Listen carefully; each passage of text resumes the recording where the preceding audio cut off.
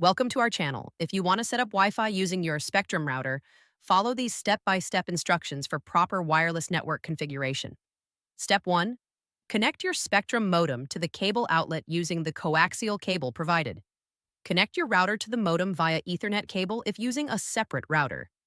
Step 2. Plug the power adapters into both devices and electrical outlets. Turn on the modem first, wait 2 minutes, then power on the router. Step 3. Wait for all indicator lights to stabilize. The modem should show online status and the router should display solid lights indicating ready status. Step 4. Locate the default Wi-Fi network name and password on the label attached to your Spectrum router. Use these credentials for initial connection. Step 5. Connect a computer or mobile device to the router using the default Wi-Fi credentials or an Ethernet cable for configuration access. Step 6.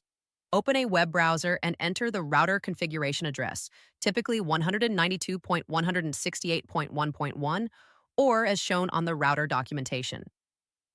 Step 7. Log in with the admin credentials found on the router or in your setup guide. Navigate to wireless settings to customize your network. Step 8. Create your custom Wi-Fi network name and a strong password. Enable WPA2 or WPA3 security.